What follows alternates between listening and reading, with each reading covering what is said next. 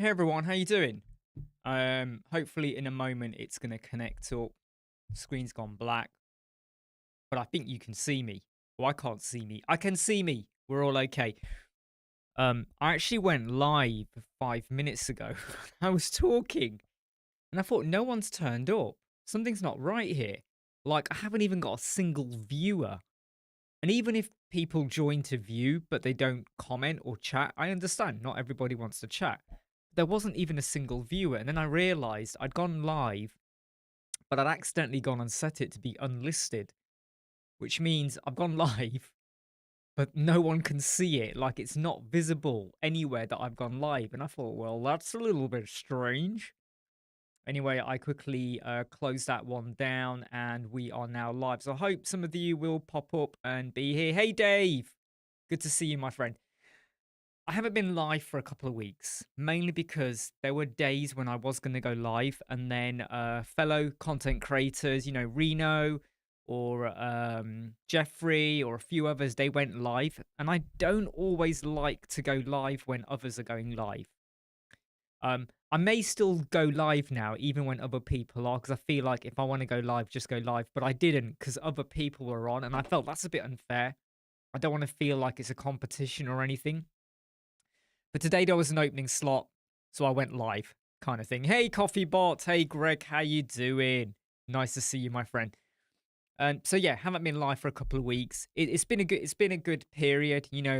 Some new client work, scoping out a project for one of our clients who has had 4 websites built with us, and now we may go on to a 5th one because they've now listened to me where I've said one of your websites you need to split out if you want to hit the market better, and they need to expand on the original website with further pages to really drum home the keyword because they're losing. They're now ranked number 3 for some particular keywords in the UK. They used to be number 1.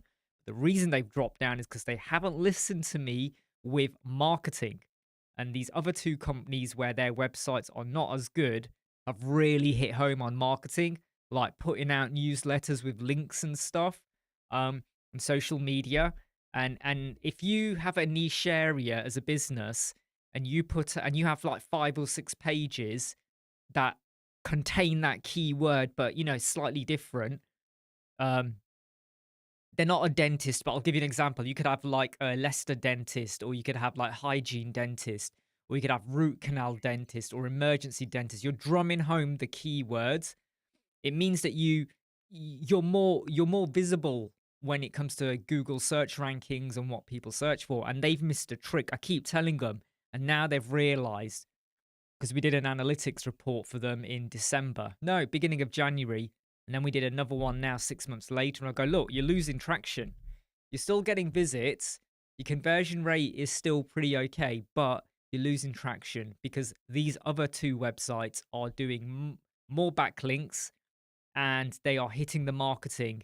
You don't need to spend money on advertising and sponsorship, but you need to market better with your pages and your SEO and all of that. So they're now listening to me, which is really, really good. That's probably going to lead on to another web design project. I've got a feeling this one is probably going to come in at £10,000 to £11,000, or that would be about $14,000, I think. They're not complicated websites, but we may be able to push it up because they want to now look at a booking system as well. And it's not your typical booking system with the way they work. Hey, Steve, how you doing? I'm glad you can join. 5:40 in Southern California. I do often forget that, like sometimes when I'm thinking about what is the time in North America, I often think of like, New York and all of that side and Florida. And sometimes I do forget to account for the fact that Southern California is like way still waking up at the moment or still in bed. But I hope a lot of you have liked some of the couple of videos I put out in the last week or so. One of them was about how you could reorder. In fact, I've actually forgotten what videos I've put out. So can I just remind myself? Because I put out some videos. Yeah. So one of them was about the drag and drop of the ordering of your posts, your pages, and your products and all of that. By the way, I'm sorry it's a bit dark. This light over here needs charging up, which has slightly pissed me off because it should have been fully charged up. And maybe it's because I took the plug out without realizing, so it's my fault. But drag and drop ordering. I did a video yesterday which was about, is it still useful to use code snippets and stuff? And I'll explain why in a moment I did that video, because some people are like, why did you do that? Because you use code snippets, but you called it waste of time. Let me explain in a moment. And then I put out a video today which was based on the Apple liquid glass effect. I don't like liquid glass. I don't like it. But someone asked me about it, and I had a look online, and there were already videos, but I felt the videos were quite complicated. You got to do this, you got to do this, you got to do this, you got to do that. And I thought, damn, all of that work. So I created my own solution with the help of AI and a bit of my own brainstorm thinking, which is way easier to implement for your containers or your buttons or your text editor or whatever you want. So I hope you find that useful. I'm going to just check the comments and I'll come back on to why I did yesterday's video about code snippets. Donald, any quick tips for getting a significant number of good backlinks? All right, Donald, here's a really cool one, okay? So I was talking about these business that we build websites for. And one of their competitors, they were like rank 5 about a year ago. By Christmas time, they were rank number 1 for these particular keywords. How did they go from rank 5 to 1? Now, you might go, well, 5 to 1's not that difficult. They were quite a new website still. And the way they massively improved is they supplied some products to a race course, a driving race course circuit, something. And that racing circuit puts out newsletters twice a week. They have one on the weekend and they have one midweek as well. And what this newsletter did, it's just like a PDF that goes out to people that sign up for racing circuit stuff in the UK, right? This company at the bottom of their newsletter always say thank you to 3 or 4 companies. They, to say, because of them, they helped us supply XYZ. And they always put this company, the business we supply websites for, and they put their URL link in. So they say, thank you to this company that supply this product, and here's a link. So when you got these newsletters going out twice a week to, I don't know, quite a few people, in the space of a year, they'd built up 135 backlinks. Even though they're all coming from the newsletter, right? 135 backlinks have been generated up. And when then these newsletters, which are actually present on their website as well, and they get sent out, so people must be clicking them and visiting. I don't know what the conversion rates for that website, don't really care, the competitor, but they're getting backlinks. And that's such a simple way. So if you have supplied a website for a company and they were really happy with you, and they put out newsletters or mailing shots to their clients or customers, if they can possibly mention you, that's a super duper backlink, which can massively boost up your SEO. Hey Chilster, hey Lance, how you doing?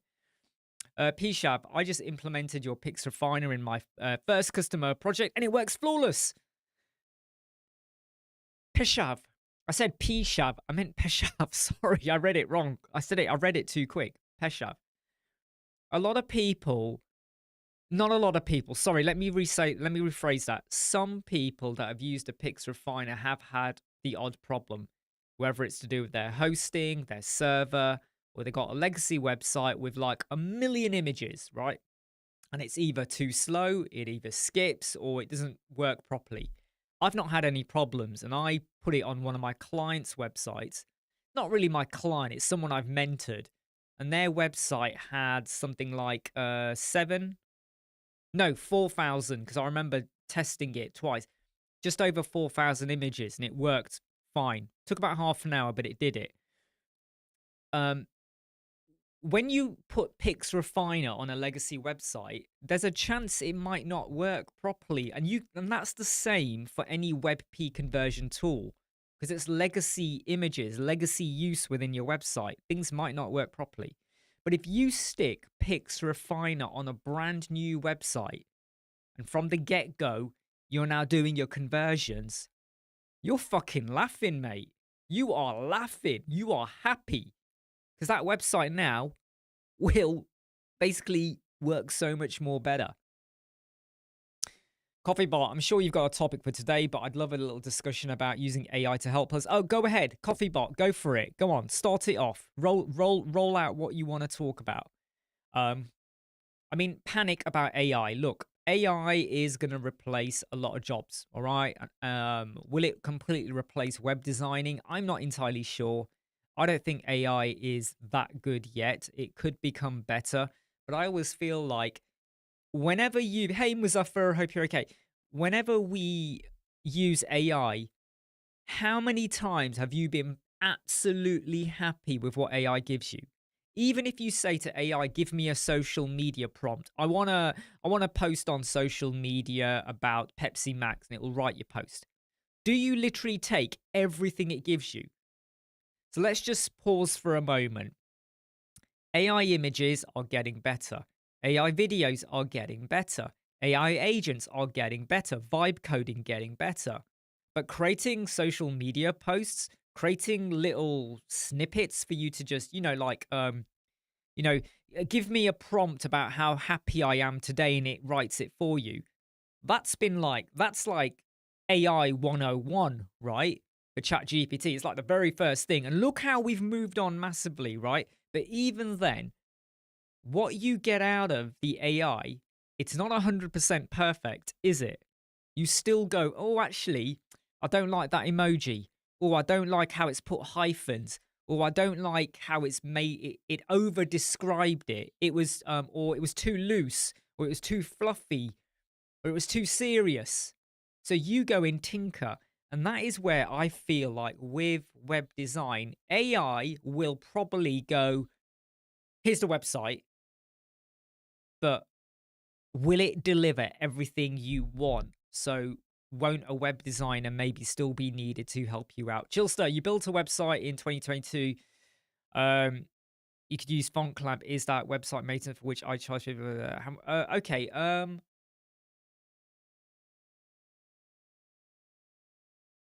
I mean, when it comes to charging, right, for FontClamp and stuff like that, um, once it's done, how often are you going to have to redo it?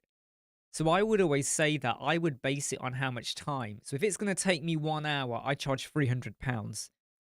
If it takes 2 hours, £600. So I would look at how much time is it going to take. I wouldn't say to someone, yeah, 50 quid, if it then takes me a whole day. Because for a whole day, I'm charging way into the thousands now.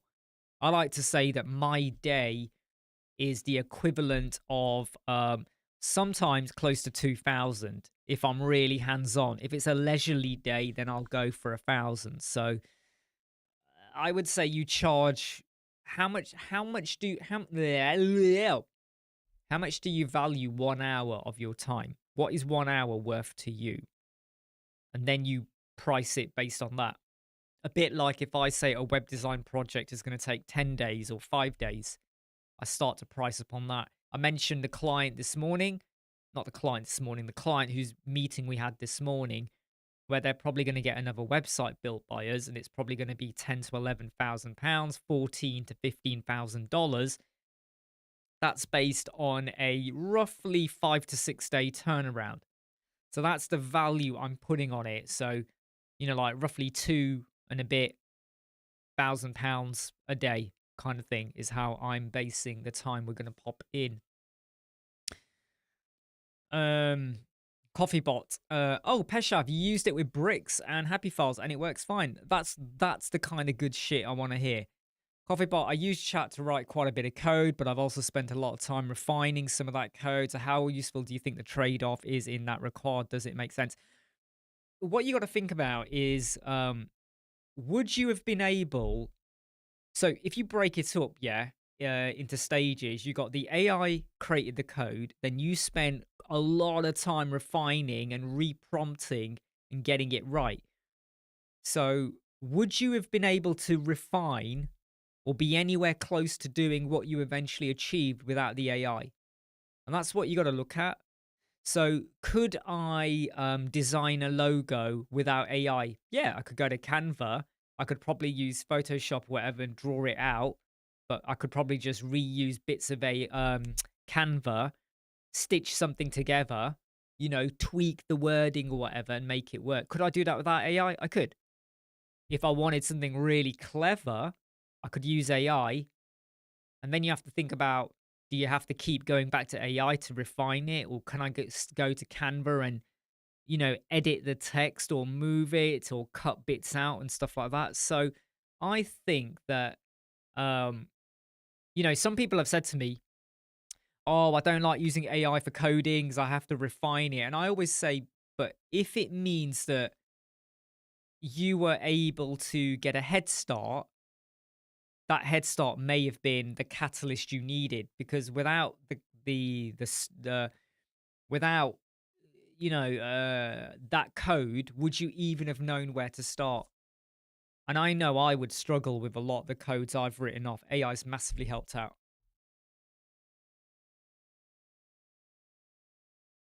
Absolutely what Lance says there about the six fingers.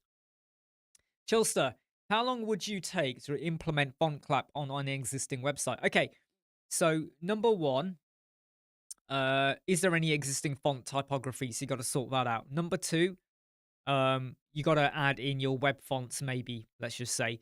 Number three, are we agreed on the sizes? So how much time going back and forth with the client? Number four, have they already preset their typography? Was it done via a class system so you can mess around and tweak it? Or did they manually go into every single heading or text editor? If you imagine they entered manually values into every heading, every text editor, the desktop, the tablet, the mobile, maybe other breakpoints manually. So you go to style and you go, yeah, we'll do, let's just say 5 REM. Then we go to mobile, 2 REM, 1 REM, whatever. You now have to go through every single heading in text editor. So you gotta then do that. Then you have to make sure you put the right class in. Then you're gonna have to check it and test it out. So I would say, very similar to what I said earlier, how long do you think that's going to take? If I if it was a 5-page website and I was going to manually check everything, I would say probably a day. So I'm looking at just over £2,000, because then you're going to have to sense check everything as well. So I would say you have to determine it based on how has the typography been implemented on the existing website, and then how are you going to add in the font clamp? Lance says, I'm late to AI, but just recently started using it, but still limitedly VS coding, general basic frameworks. Yeah, I mean, the thing about AI, okay, and this is the bit that kind of like gets people a little bit worked up, is, do we know what our tool of choice is and how we use it? So I have an iPhone since 2007. I got the very first iPhone. Compared to now, it was crap. But back then it was like, oh my God, this is the best thing ever.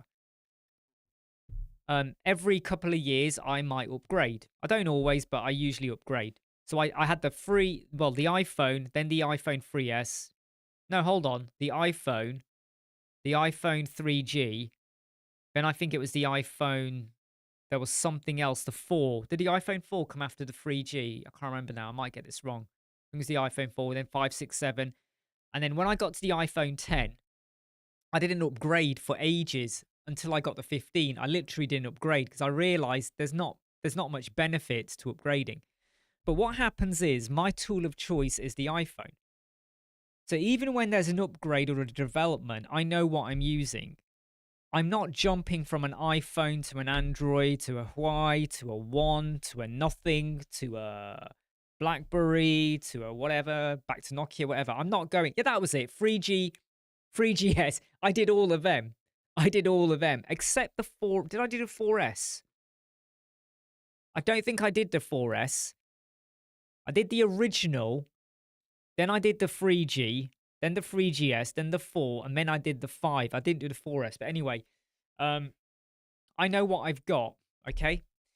At the moment with AI, ChatGPT changes every so often and you get used to it. You know, and then we had Claude and Grok and all of these others, Perplexity, and there's loads of other tools coming out, blah, blah, blah, blah, blah, you know, loads of stuff coming on.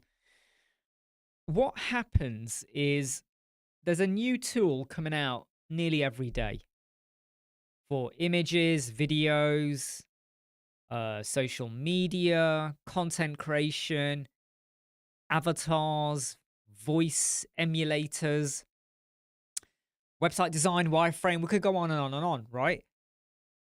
We're living in an age now where it is fucking difficult to keep up, right? Every year. So at some point this year, we'll get the iPhone 17.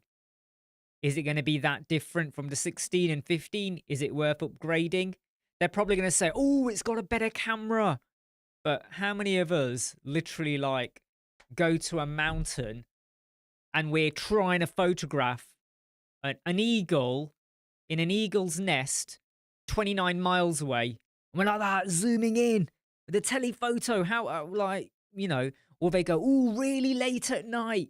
You can get the perfect shot. How many of us are like really late at night walking around going, ooh, I need to get that photo.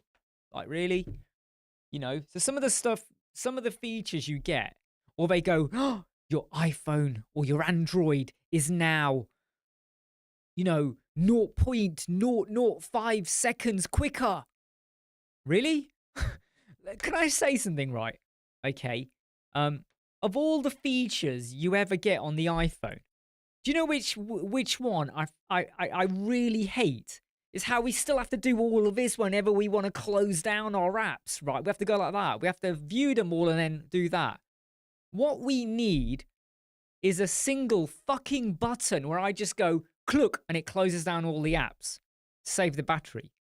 And I know people will say, yeah, but when you do that, it's not updating, blah, blah, blah. I don't fucking care. Just give me a button where I can go, click, and all of the apps close down.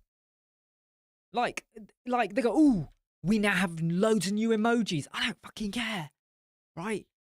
But the point I'm making is that, you know, like even with Mac, right? They'll do an update, okay? And we know about it. And then we can implement it straight away, or we can wait, okay? And then you update, or you update your phone iOS, right? Or if a brand new flavor of Pepsi Max comes out, there's a bit of hype, there's a bit of marketing, and you make a decision. Do you go now? Do you wait? Do you wait to see what other people say? You are always kind of aware, right? Even if there's a new TV coming out or a new movie, right? Fantastic Four, okay? We know about it. You know who's been cast. We get some spoilers come out here and there. You have a teaser trailer, then another trailer, then a proper trailer, and then the movie comes out and people doing reviews. And we get to stay on board with it. And you make a decision. Do I go in now? Do I wait for it to go on demand? Or do I wait for it to be on Disney Plus and all of that? With AI, there are days where I'm like, I cannot take this, right? I've signed into a newsletter called Superhuman. If anyone, it's a really good one actually. And every day they update you with what's happening, and it's really good because it does summarize it quite well, and it tells you about new AI tools. The big problem is, even with a summary, I'm like, what? Huh? So what about yesterday? And what about today, tomorrow? And what about that tool? And what about this tool? And the scary thing is like, I'm super excited about AI robots. But what the hell are we going to get? And will we trust it enough? Anyway. So AI, it's great, but it just feels like it's getting more and more complex, and I am sick to death of all of the AI adverts that I see on Facebook and other social media.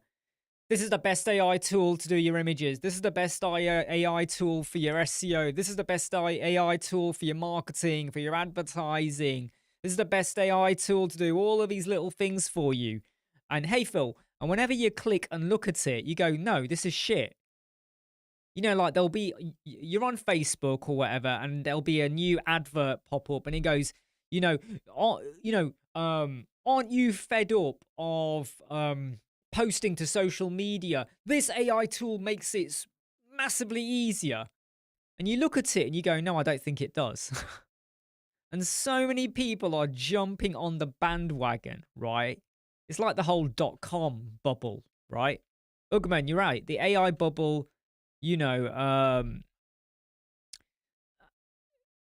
it's a bit like vibe coding as well, right? Too many people are creating subjective solutions that might only be good for them, and then they're being shared out to the world, and people are like jumping on, and some of them are charging for you to use their service, and I don't think they make your life any better. In fact, I feel like they complicate your life even more. I'm not making sense. I don't know.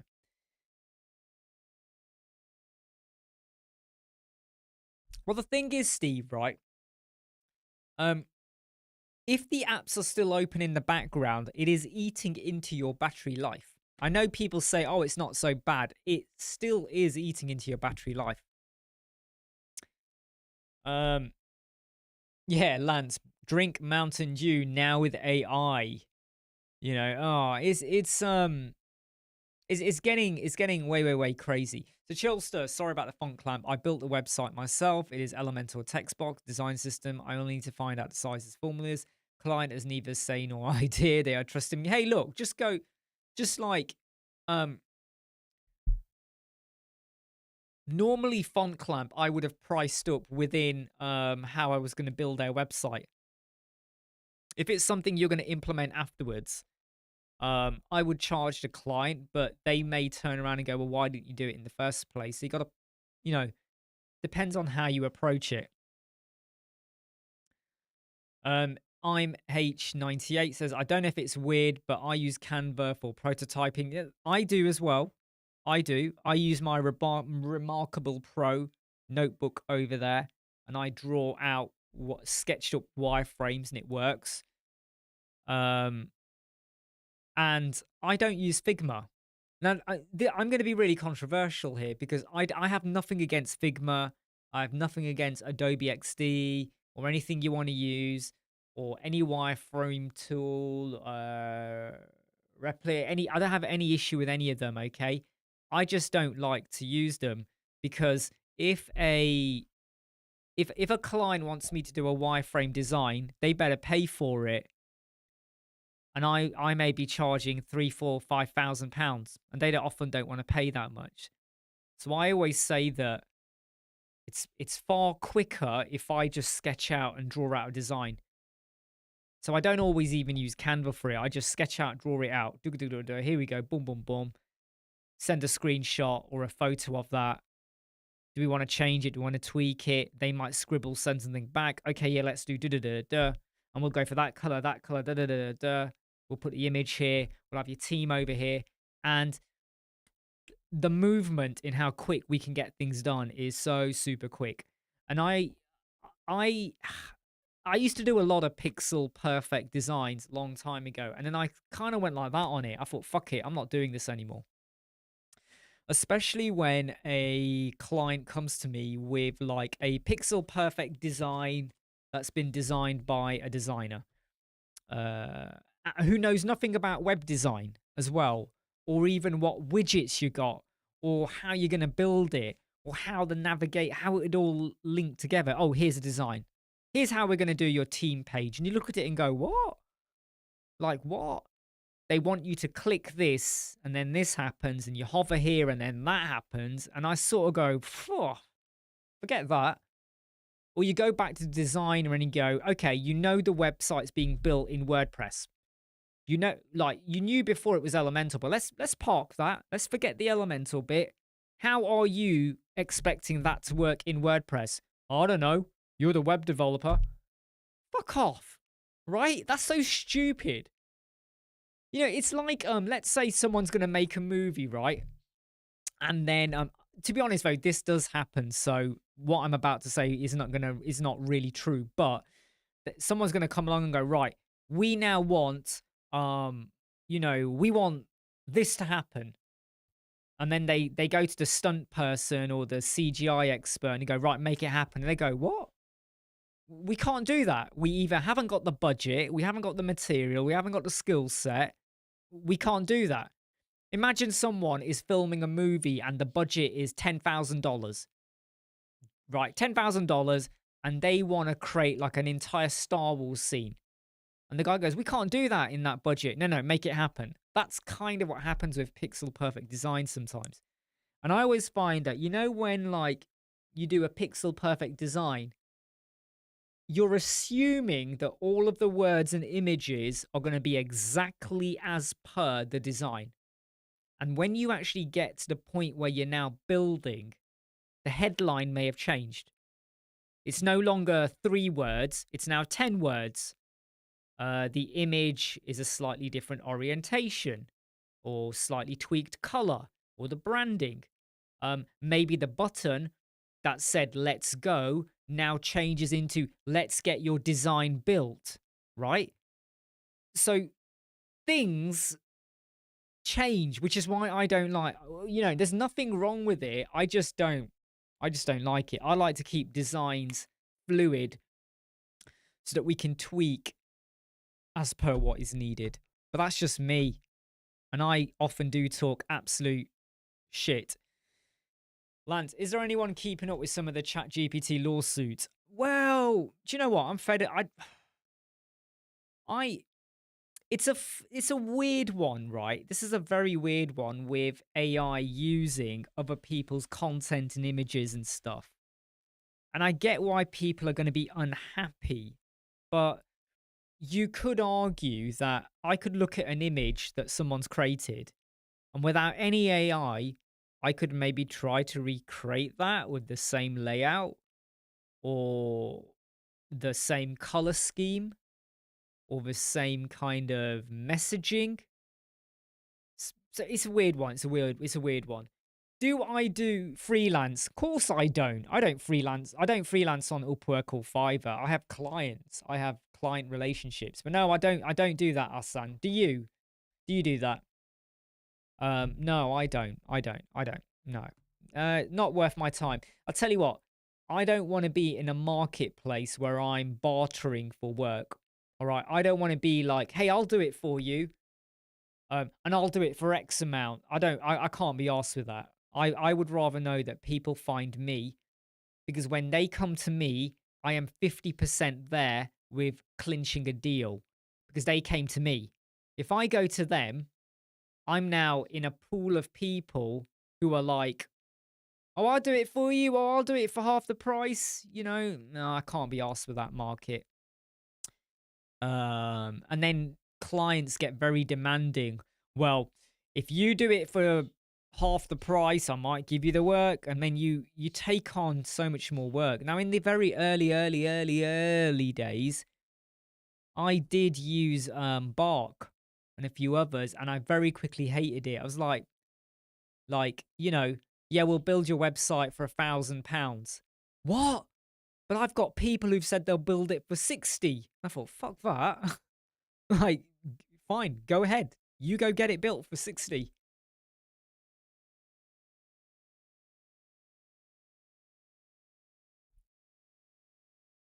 Just checking some of the comments.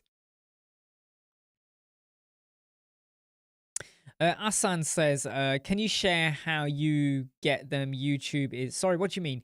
Can you share how you get them YouTube is filled with videos, but not the actual thing, how it works exactly? What do you mean, Asan? Can you clarify what you mean? Do you mean how you get clients to find you? If you go over to our website, learn.websquadron.co.uk, I have got a guide for $2 that says how you can help yourself to get clients.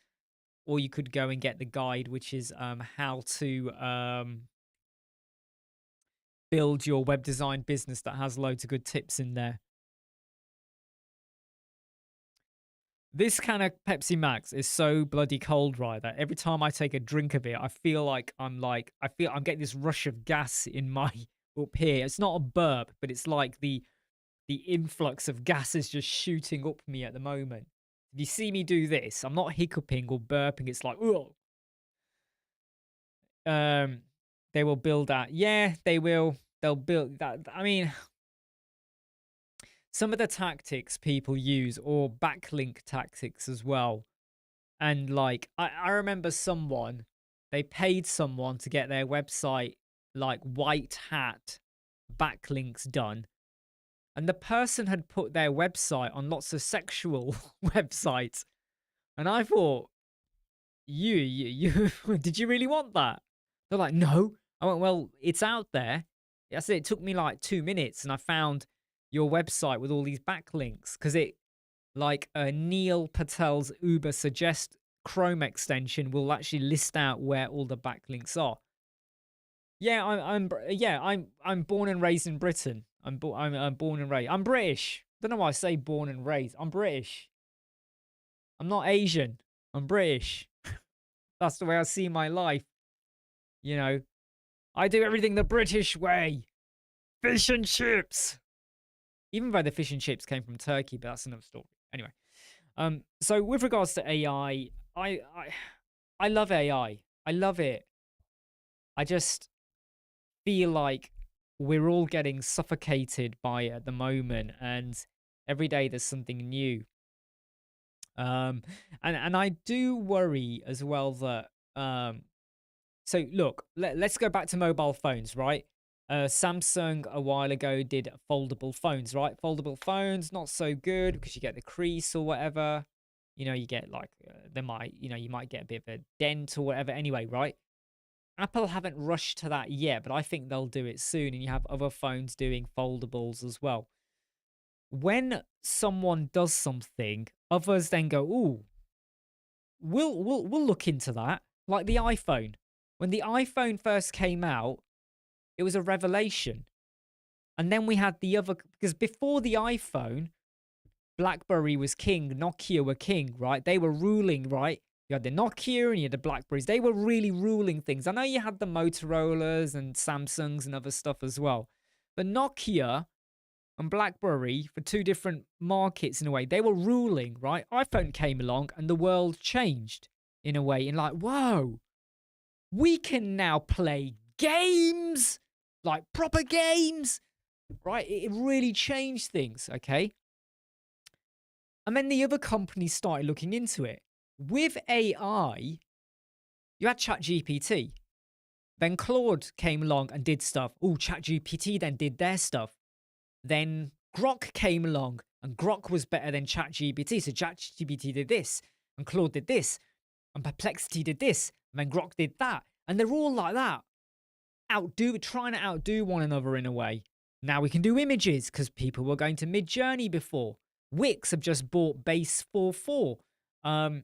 Apple may buy Perplexity. Did you know this? Apple may buy Perplexity because their AI hasn't been so good, which is not surprising because they do really fuck things up sometimes. Everyone's like this, you know, and every time someone brings out a new model, oh, we stress tested it and Claude is better than ChatGPT. And then the next day, ChatGPT is now better. And the next day, Grok is now better. And I'm like, fucking hell, what are you testing against? Sometimes I don't even understand. What are they testing against? You get all these values and charts, and you sit there going, what? What? Just tell me which one is most current and possibly more accurate in coding. I don't care about the speed. It's now 0.00000000001 second quicker. Seriously, as long as I don't care if it takes 5 minutes, as long as it gives me the right answer or a good answer. Lance, I don't do breakfast. I get up at 4:45 a.m. I feed the cats. I then jump onto my stepper and do about 2.5 hours work when I do my weights and stuff, or exercise, or other weights, and not exercise because the exercise is here in weights. Now shower, get ready, and then at 10 a.m. I'll have a protein bar. So technically that's like my breakfast, but that's almost 7 hours. No, hold on, I got that wrong. 5 hours after I woke up. So I don't really do breakfast. I'm like a keto diet person, keto, so low carbs, high protein, high fat, and I like to work out a lot. And today I've hit 286 minutes worth of activity, or exercises in total. See, I like to do shit like that. I'm not really beans and toast. I used to be when I was younger, when I was a lot bigger then. I was a lot bigger than I am now. Trust me, I was. Asan says, my stance is that we can't replace us. AI is here to AI is here to help us, but 35 years ago, the internet wasn't really anything in my head. Mobile phones, 30 years ago, were just coming on the scene for a lot of us. I know they were around before that with the big suitcase-sized phone. But for a lot of us, I didn't get my first mobile phone until 26 years ago in 1999. I was 21. No, I was 21, 1999. And I got my first mobile phone, Nokia 3210. And the number I got then is the same number I still have now. That's quite shocking, I think. It's the same number I still have now. Is it the same number? Yeah, it is the same number. Yes, it is. So the way things have moved on, right?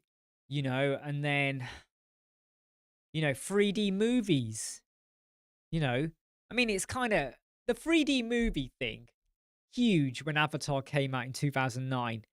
And then all of us were rushing out to get 3D TVs, right? Or I was, when you could watch movies with that. But you know what? That fad has died. The whole 3D. I mean, when I go cinema, I do not want to watch a 3D. I don't care what movie it is. I don't care how much I want to watch the movie. I don't want to be watching a 3D movie in the cinema because I just don't enjoy it. I just don't enjoy the diffusion you get when you put the glasses on, and I just find that I don't really care for it now. Do you know what I mean? Like, oh wow, look at the clouds. Ooh, water splash. Like I want to be. What's the word? What's the word they use for 3D to say you're part of it? Oh, I can't remember the word. This is gonna bug me now. What's the word? When you have a curved monitor, you are not engaged. Oh, I can't get the word out now. I can't get the word out of my head. Immersive. Immersive. That's it. Immersive. Thank you. Immersive. Right? Not immersive. Immersive, right? I want the music to pull me in. I want the visuals to pull me in. I want the characters, the acting, the emotion, the action, the humor. I want to be pulled in. I don't want to have like a car going across the screen and I'm like, ooh, I could touch that car. I could touch it. Ooh, I touched her hair. I don't fuck off. I don't care. All right, I don't care about any of that anymore. We have to admit, how many of you first saw Avatar when it was first released? And I was like, wow. But really now, when you look at it back now, you sort of go, yeah, right? How many of you are still into your whole 3D? When you go to the movies, how many of you make sure you watch the 3D screening? And how many of you don't? I don't. I don't want the 3D screen anymore now. I just can't be arsed with it. Really can't. Can't be arsed with it. 3D TV, yeah, they exactly died off. I mean, I bought one, right?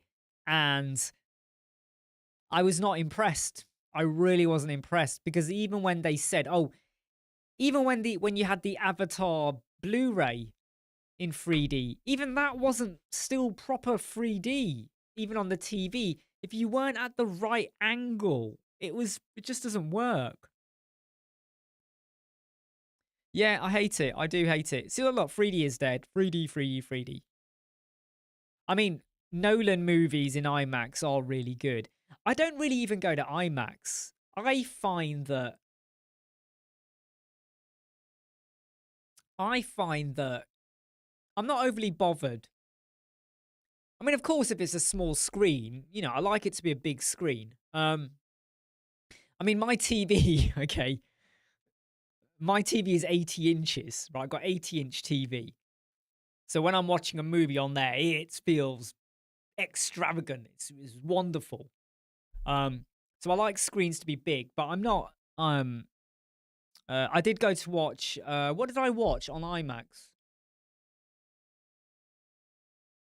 Inception. I saw Inception on IMAX. I kept trying to think which one was it. 'Cause I get my movies mixed up because there was one I saw. I thought it was an IMAX, but it wasn't. No, IMAX. Yeah, and I like it, but there is part of me where sometimes I feel a bit like you have to do this a little bit. Something's happening, you got to go like that a little bit. I don't know, some people don't bother, but I like to see everything. I want to get all. If a director has filmed a scene and they've got something happening here, or there's something happening there, I want to see it because if it's in the scene for a reason, even if it's really minor, like a little explosion or a bit of shrapnel, or it could even just be someone running or whatever off or whatever. A character you're never going to see again, but something happens. I like to feel it and understand the scene.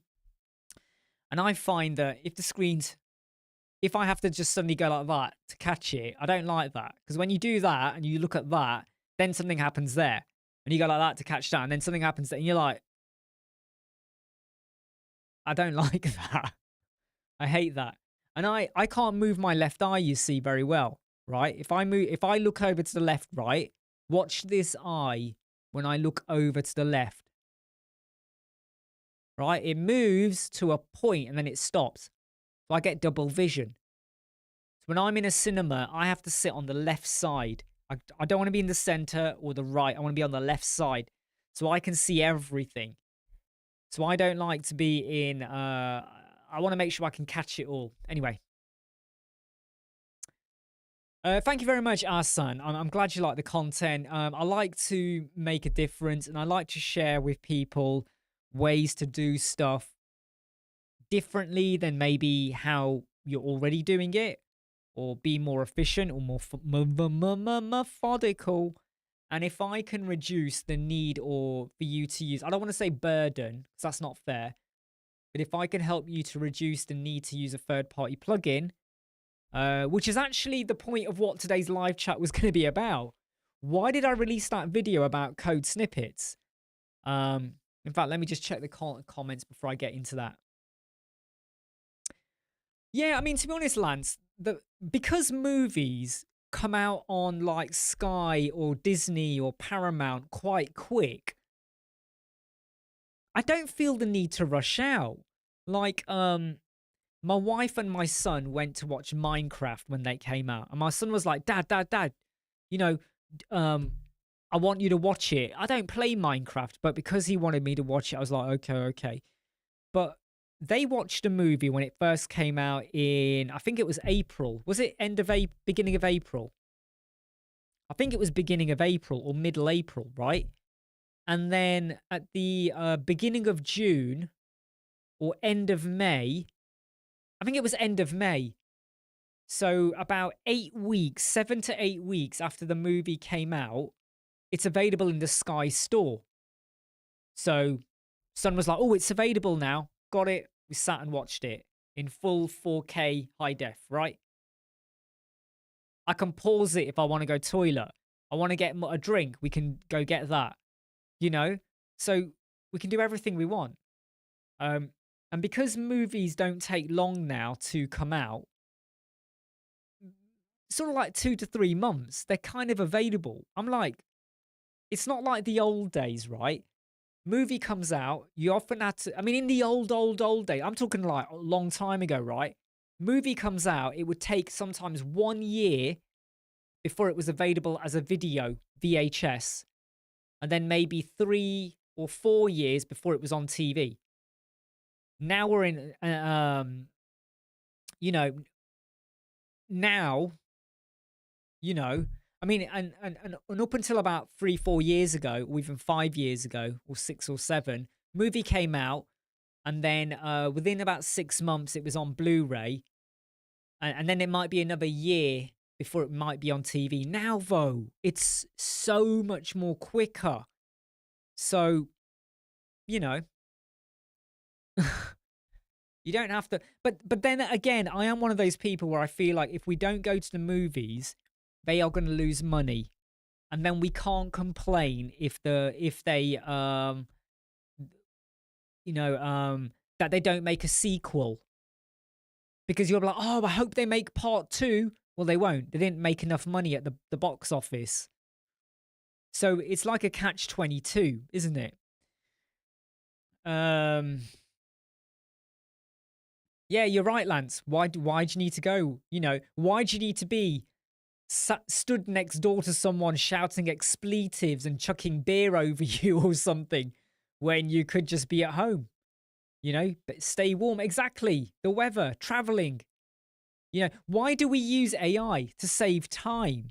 Why do we use certain solutions to save time?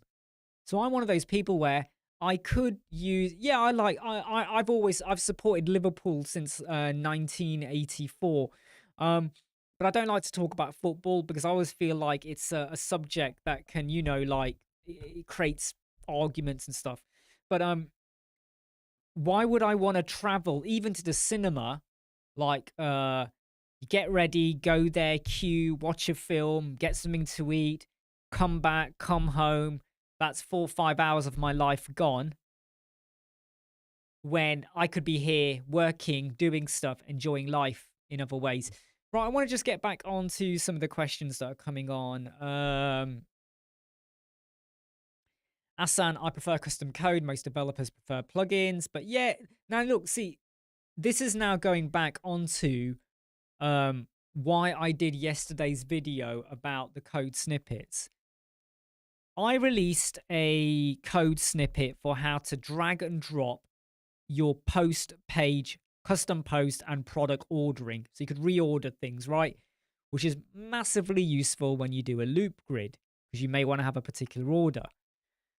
And quite a few people, no, let me rephrase it. I put the video out, and then some people, without me asking, shared my video in other Facebook forums. And that's okay. But I want to make that clear. That's okay. And I like it when people do that. The trouble is, though, some people then reply, not in a nasty way, and they're right what they say, but they're like, why would I use a code snippet? I can already use a plugin. Why would I use this? I can use this other tool. Why would I use this? Because I've been for many, many years, I've got that feature using XYZ. They completely miss the point. Some of you are using a premium plugin. Here's a free bit of code. Some of you are using a free plugin that has loads of other stuff on it. This code snippet gives you what you need. And I think people miss the point that when you use a plugin, you're now expecting that plugin to be updated. You're expecting if there's any vulnerabilities to be fixed. You're expecting it to basically work for you. And when it doesn't work, what do? You go and contact the plugin dev or the support forum. What if they don't get back to you with the answer you want? Or what if you're waiting? Do you get what I mean? And if it's premium, you're paying for something. But if a code snippet can do what you need, you have the code. It's not wrapped up in GitHub or somewhere else, or locked away, or you need a license key and the license key breaks and the plugin was okay, or there was a WordPress. You've got the code. You are in control. And I feel like people miss the point. I have like about 26 snippets, my favorite ones. I don't use all of them, but brand new website, I can import all of them in one go. Boom, they're all in there. And then I activate what I want to activate. And many I don't want to activate, I can leave them deactivated or I can delete them. Job done. Performance, ding, ding, ding, ding, ding. Some web font stuff, ding, ding, ding, ding, ding. Pix Refiner, WebP conversion, ding, ding, ding. I'm happy. And the client's happy as well. And it's all in one place, right? Because for me, you could, if you want, have a website with 20 plugins. Or you could have a website with 8. And one of them is code snippets. I don't know about you. I know which way I would go. Yeah? But I have nothing against plugins. But sometimes, if you can do it in a snippet, I'd rather do it in a snippet. Like the elemental repeater fields. I have nothing against Dynamic OO. They are a great team, great people. Dynamic OO is good. But so many people were purchasing Dynamic OO. Was it 39, 49, 39? They're paying 39 whatever plus dollars, right? Just to get the elemental repeater fields to show on their elemental posts or pages or whatever, right? Dynamic OO has loads of stuff, but just for that one thing, you're paying. With a code snippet, you can now show your elemental repeaters in your posts, in your products, wherever you want, with a free bit of code. Somebody explained to me that I'm talking absolute fucking shit because it's better off that you pay $30 plus for a plugin. And again, nothing against a plugin. It's not their fault that you got to pay for it because they have loads of good, juicy stuff. But if all you ever wanted was one thing, am I talking garbage here? Am I really like, oh, you just, yeah. No, I'm not. I have nothing against developers or plugin because in a way, the code snippet is a developed bit of code. Right. Back to the comments. Yeah, Lance, it was forever for Star Wars to come out. Missed the first 10 minutes because Dad had to get popcorn. Oh my God. Oh no. When you say Star Wars, was it the original, like, episode 4, which at the time was just called Star Wars? Episode 4 wasn't introduced until it started going out on TV and we had episode 5 come out. Lance, yeah, exactly, Lance. And that's the thing, right, with a lot of plugins, right? Or what they say, like, an elemental add-on company contacted me and they said they wanted me to promote their plugin. And I said, have you got a free version? And said, yeah, we got a free version. Their free version was practically everything you already get in Elemental Pro. So all the juicy stuff was in the premium version. And I went, well, I'm not promoting it. Because you want me to promote a free version, which kind of is the same as what you get with Elemental Pro anyway. But the juicy stuff, you now want people to pay $59. I'm not doing that. Right? I'm not doing that. I am not going to mislead my followers and people and fans and audience and clients and customers. I'm not doing that. That's not how I roll.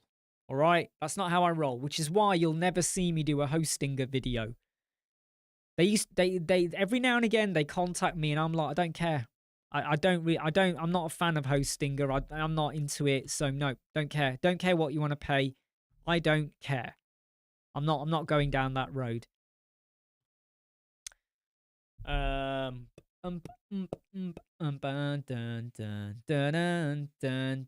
Yeah, Shea, Verdi then got involved into it. Artif, Imants, Nathan, so many good people involved in that. I've been involved in it as well, not on the development side, but video support and stuff. So yeah, I have a lot of love for the Code Snippets team.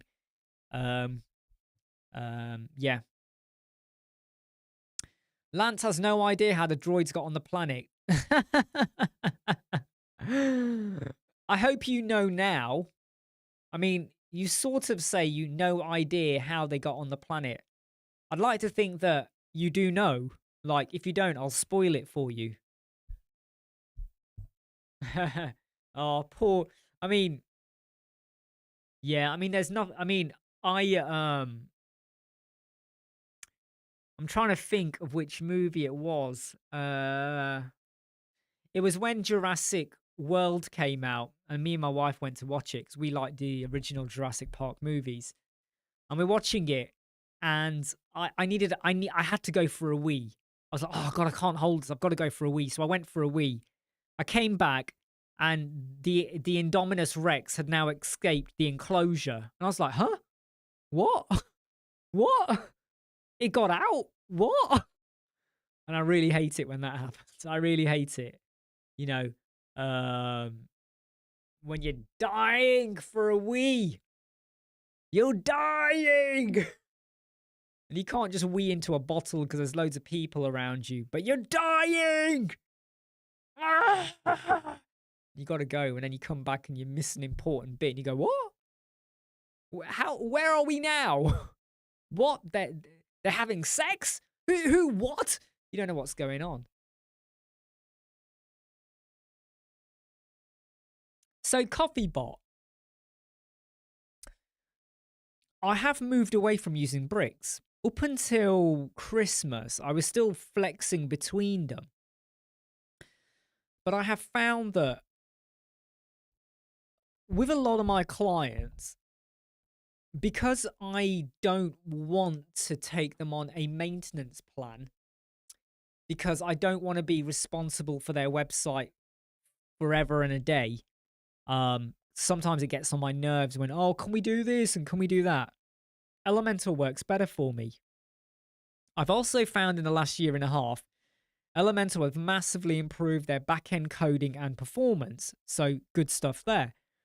It's almost comparable to Bricks, and even though Bricks have the really good global class system, Elementor will eventually get there too. So I'm a little bit like, it's easier to transition a non-techie person onto an Elementor website than a Bricks website. That could change though with version 4 when it starts to get a bit more complex with classes, but still quite simple and easy. And also I found that the amount of support and love I get with the Elemental people, I don't mean the Elemental team. I mean, I get on with them as well, but I mean like generally people that use Elemental, was really, really rewarding. The Bricks audience, if I released a video and they didn't like the way I approached it, even though no one else has done a video on how to do something, or it works, so who cares how I did it, it works, they didn't like that. So they would sometimes say to me, oh, you can tell he's an Elemental guy, look at the way he built that. Does it really matter? Like, there is no perfect way of how to build certain things, and it works. And even to this day, hey, Mr. Mark Harris. Even to this day, I still get people watching my bricks tutorial, which was about 4 hours long, I think. I released it in May 2023. People still watch that now, and they leave a comment to say, this is exactly what I wanted. Which, for me, means that I filled a gap, and I'm still filling a gap, even though I've not done many bricks videos. And I just found that, like, if people don't like you, they don't like you. And the hatred I used to get from sometimes whenever I did a bricks video, it got to a point where it made me really go, why am I bothering to create videos for bricks? Because, you know, once they make their mind up that they don't like you, that's it. They don't like you. So I just thought I'd rather just stick to doing elemental stuff. Will that change? Who knows? But a lot of my clients are very, very happy. And also, from about let me get this right. November 2022 going into 2023, especially in 2024, Elementor started doing more updates. Now, not every update was brilliant, but I would say every second update, there was something new, something fresh, something different, something better. And if you're one of those people who tries to keep up with core WordPress, Bricks, Elementor, WooCommerce, because they version 9 and did stuff, and you're developing code snippets and stuff, and you have client websites, and you're doing videos, and you're collaborating to do videos for other people, it literally got to a point where it was like, I can't keep up. It's like with AI now, right? With every new AI tool, and this is how we create a moving image. With all of this shit, it starts to get very like, whew, and then you have like brand new phones, and then new iOSs and new Mac stuff coming out, and then there's new microphones and new videos and new cameras, and productivity and how to get clients. And when you start to add up everything, all of these things, I mean, in the old days, our parents only had to worry about work and what you do in work, come home, who's on Wogan, Terry Wogan, who's the guest on Wogan, what is happening with JR and Bobby Ewing in Dallas, what's happening in there, they're all going to watch Dallas, and what does the newspaper say, right? And that was it. Now, social media, Facebook, Twitter, LinkedIn, notifications. Oh, crap, someone's got my WhatsApp number and they've messaged me and they know I've read it. Oh, fuck, I've got to reply now because they know I've read it. I don't want to reply. There's, or air fryers. And you're like, oh, air fryer, brilliant. And then you get your packet of food and you go, but it doesn't actually tell you about the air fryer. It tells you about the oven, it tells you about the microwave, it tells you how to fry it, and it says for the air fryer, make your own mind up. What the fuck? Make your own mind up. Do I follow the oven time or the frying time? What the fuck? Eddie, how you doing, Eddie? Dallas, we all love Dallas, didn't we?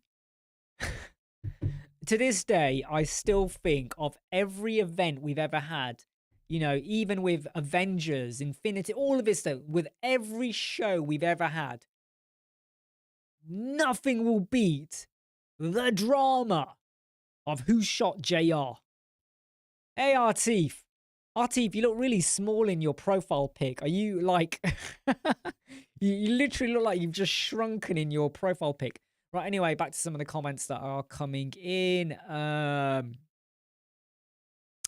Now, IMH says, will you ever shift to Webflow? No. Robert, that is exactly what I do, Robert. In fact, I sometimes go 1 minute less than the oven. I have found that if I match the time with the oven on the air fryer, it sometimes goes either too crisp or overcooked. So I always drop by a minute, pretty much. But IMH says, will I ever shift to Webflow? No, I have no interest in shifting to Webflow. The WordPress community is so rich. Look at all of the ugly faces on this live chat right now. Look at everybody. Some of them aren't even real people, right? But look at everyone here. We have a rich, diverse community. Religion, color of skin, where you're from, what language you speak, what drink you drink, what food you eat, what ass you lick. We're so diverse. And I always feel like we're so huge, right? And the wonderful thing about WordPress is if I drop dead today and all of my clients or legacy clients need to find someone to work on a website, it ain't going to take long to find an Elemental expert, a WordPress expert. It might take a bit longer to find a breakdance expert, Bricks expert, more niche down. Etch, Kevin's doing his stuff with there. Very niche down at the moment, but that could explode and grow. WordPress, you will find experts. Tell me how many people, and don't lie to me, don't bullshit me now, right? Tell me how many real people. I don't want to know about someone you met on a forum. I don't want to know about someone you know in this chat or another group. I want to know about real people that you have spoken to face to face. Video call, I will accept that. That are slam dunk. I was going to swear then. I was going to say motherfucking, but I'm not going to say that. Slam dunk funking Webflow experts. And you can't include Rand Siegel because he's obviously YouTube and all of that, right? You can't include him. Tell me how many you know. I'm waiting. I am waiting. Webflow. How many flows of the web do you know? Mark says none. IMH says 0. So all of a sudden, this live chat has become binary. 0, 0, Lancer 0, Tony is 0 as well. Robert. They don't exist. Changed my mind. and I think that's the thing, right? That's the thing, okay? It's a bit like a lot of people get custom built PCs. Dangerous. Unless you know how it's built and you know it's going to be easy to swap out the memory card or the graphics card, or the you want to add in like Bluetooth, networking, whatever. If you go and get something that has been like custom built, but it's been done in like a hard frame and you can't even get to the SSD within, you're fucked when you want to come and update because no one else is going to touch it, right? So I find that if there are web tools or something that is so... Look at AI. Look at AI, right? People are advertising AI tools on Facebook and places where some people are going to... Even AppSumo.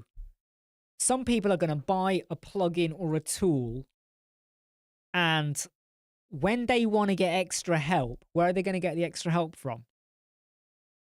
Do you get what I mean? People say to me, why do you keep promoting the My Listing directory theme? I'll tell you why.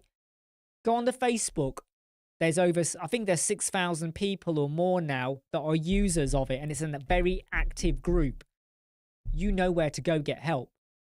You could go and use another directory plugin. How active is it? Oh, but it's brilliant. Where are you going to get help? Where are you going to get help? Hey, Owen. You're not missed anything. You're not missed anything. CoffeeBot 100. No. We will not accept the one there. We'll knock that off so it's a double O. Sergio, every Webflow web I see has the same vibe. Do you know something, Sergio? That's the other thing. It's a bit like, do you remember when Wix first came out? And I signed up to Wix in 2011. Was it 2011? It might have been 2009. No, it was 2009. No, it wasn't even 2009. I think it was 2008. Anyway, I signed up for Wix, okay? And I very quickly noticed that other people that were using Wix, it was very similar with the animations and the way things came in. It was everything kind of felt the same.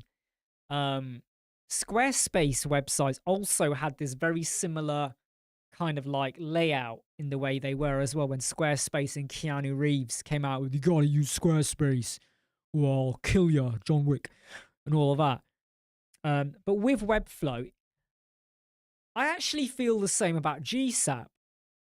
So I find a lot of websites that use GSAP, right? They tend to have the same kind of animations. And the website might look different, but they feel the same. Like Lottie's, right?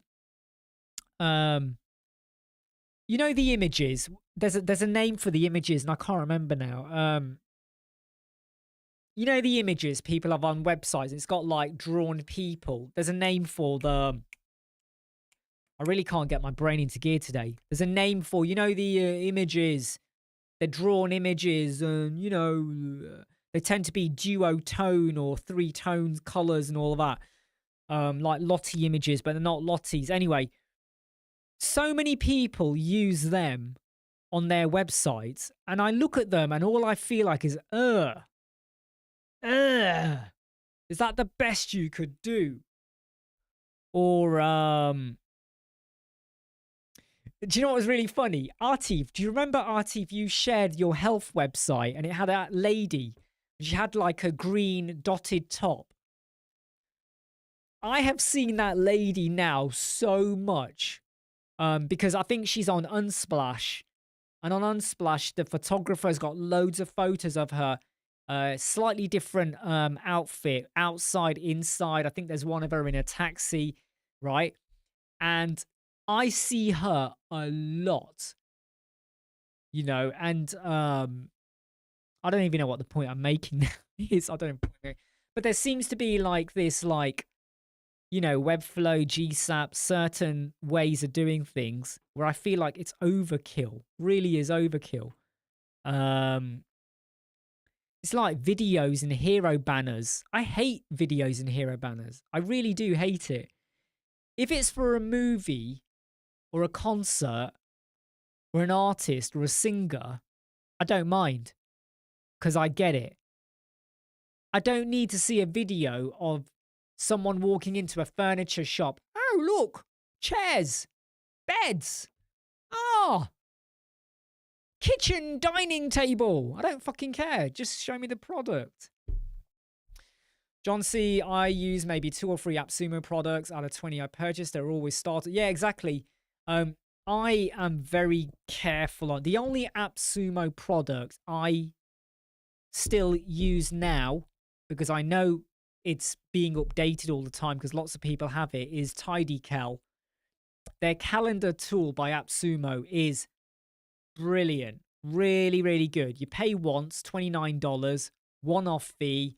You don't have to pay it annually. One-off fee. It's really, really good. And you can accept payments. And it's what I use for my one-to-ones. If anyone wants to hire me, when you go to like my the website, it says book me. When you click it, it goes to a page and you can either book me for 15 minutes, 30 minutes, or 1 hour. And then when you want to book, you pick your date, you pay or whatever, boom. It's really solid. Sends it to my calendar, notifications, really solid. Proper solid, right? Don't use Calendly. Calendly is not as good as what you think, because I used to use that and there was some aspects I didn't like. TidyCal, really, really good. And I can see John says, yeah, he uses it too. Mark says he feels that way about animation, turns me off, especially when you use your mouse wheel to scroll down. The thing is, though, Mark, okay, and this, a lot of you are not going to understand this. So this is just between me, Mark, and Artif, and anyone else. When I read what you've written there, right, it sounds quite perverted. You know, when you're using your mouse wheel to scroll down and you're suddenly scrolling a horizontal section. I hope you're referring to websites, Mark. Oh my God, Sergio, you're so right. Can I also say this, okay? If any of you have any kids around or grandparents or you don't like expletives, can you mute right now? I'm giving you a 5-second warning. You need to mute because I'm going to start to explode in a moment. So 5, 4, 3, 2, 1. What is the fucking problem with everyone thinking it's fucking cool to have circular cursors and lovely lines that flow out everywhere, or confetti when you're moving your mouse, or when you hover it goes super big, or liquid effects everywhere and everything fucking going crazy? What is the fucking craze? Do you know how many people are doing that shit? And they're like, oh, look at my cursor. Oh, or on TikTok, oh, if you hire me for $5,000, I'm going to design an amazing website for you. And you go to their website and the cursor is fucking like, fuck off. Fuck you. All right, I've stopped now, all right? Stop now. What is it with people doing that? User experience is shit. it makes clicking sometimes difficult. Like, they give you this big circle, right? Like, this big asshole. There's this big asshole, right? And you're trying to click something and you go, click. No. Oh, no. Maybe it's there. Maybe it's in the center. Oh, no, it's not the center. What the fuck is it on the event horizon of the edge now? Like, where is this black hole going? Man. Fuck off. Right. Sorry. Hey, Kai. Hope you're all right. Hope you're all right. When I go live, this is the real me, right? When I do the courses and I do videos, I have to hold back a little bit. I have to be nice to everyone. But deep yet, Sphincter says I. No, Sphincter says no. No, Sphincter says yes. What was the Wayne's World thing? Sphincter says yes. No, Sphincter says what? Sphincter says what? Wayne's World, if anyone doesn't understand that. Sphincter says what?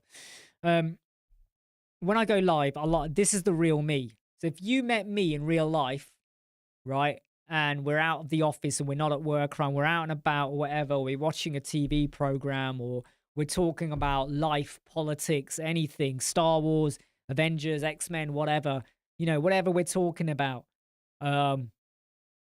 This is the real me. I do not hold the fuck back if I want to let it out. You know, if I want to... No, I won't. Cursor, like what John says, right? Cursor effects remind me of... Think back to 1997. The running dinosaur animated GIF. Do you remember? You have it like repeated thumbnail, the animated GIF. The dancing Ali McBeal baby. Do you remember the dancing Ali McBeal baby? You know, it's like that. Bugs Bunny animated GIF. Oh my God. All of these GIFs. Everywhere. It was like a massive craze, wasn't there, with animated GIFs. Tiled. Do you know what I mean? Like, and you know what was worse? When you went onto a web page, right? You know, Netscape Navigator, and you had like a logo with a white background, like a 6-bit pixelated logo. You had some text in white on a black background, but then you had all these animated GIFs, and you were like that trying to read it. You're like that. What the fuck does this say? All I want to do is order a fucking Big Mac. You couldn't read it. Running dinosaur. Oh man, yes, please hit the like button. I hope YouTube does not ban me for this. They won't ban me, but hey, you know what. Coffee Bot, wife just got home. I'll say goodnight and see you later. Take care, Coffee Bot. All right, mate. See you soon. I am actually going to jump off now as well because my wife will be home soon and my son as well. I like to stop at 3 p.m.-ish now, just so I can go and do other stuff, check my son's okay, has he a good day, bad day. He's got ADHD. He's not coping very well with that. You know, we have problems at home. We have problems at school. There are kids that are bullying him. We're trying to help him out as much as we can. But, you know, hey, so I've got to give him a bit of time as well. GeoCities. There we go, Stu Cambridge. That's it, GeoCities. Oh, the memories. The memories. Kids now don't realize the pain we had to go through. The pain. Ah, yes. Cheers, Clark. Yeah, it's difficult. It's difficult. I don't talk about all of the, yeah. Put it this way. I haven't had a good day in a long time at the moment. Not a good day at the moment. Anyway, look, everyone, I'm going to jump off now. It's been good to catch up. I hope you've enjoyed the live chat. I apologize if anyone was offended by the expletives or the way I like to roll. But hey, you know, this is how I roll.